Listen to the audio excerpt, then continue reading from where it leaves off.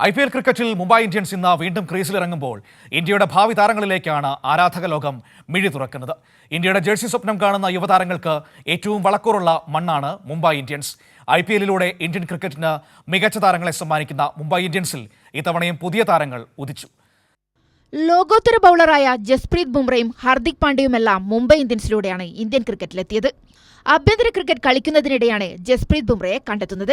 പ്രത്യേക ആക്ഷനിലൂടെയുള്ള ബൌളിംഗിലെ കൗതുകമാണ് ബുംറയെ മുംബൈയിലെത്തിച്ചത്.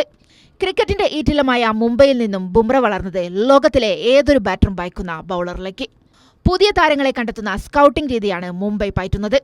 ഹാർദിക് പാണ്ഡ്യയും സഹോദരൻ കൃണാൽ പാണ്ഡ്യയുമെല്ലാം മുംബൈ ഇന്ത്യൻസിലേക്ക് വന്നത് സ്കൗട്ടിംഗിലൂടെയാണ്. ഈശാൻ കിഷനെയും തിലക് വർമ്മയെയും മുംബൈ കണ്ടെത്തിയത് ഈ രീതിയിലാണ്. ഇവരെല്ലാം ഇന്ത്യൻ ടീമിലേക്കും ചേക്കേറി. കേരള ടീമിനായി ഒരു ആഭ്യന്തര ക്രിക്കറ്റ് പോലും കളിക്കാത്ത മലപ്പുറംകാരൻ വിഘ്നേഷ് പുത്തൂർ മുംബൈ ഇന്ത്യൻസിലെത്തിയതും സ്കൗട്ടിംഗിലൂടെയാണ്. ഇതിന് വഴിയൊരുക്കിയത് പുതുതായി ആരംഭിച്ച കേരള ക്രിക്കറ്റ് ലീഗാണ്. ചൈനാമാൻ ബൗളറായതാണ് വിഘ്നേഷിന് ലഭിച്ച നേട്ടം.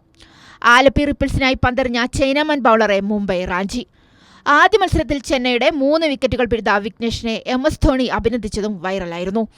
ഇന്ത്യൻ ടീമിലേക്ക് മുംബൈ സമ്മാനിക്കുന്ന പുതിയ താരം ആരാകുമെന്നാണ് ആരാധകരുടെ കാത്തിരിപ്പ്. Sports desk, Kairali news.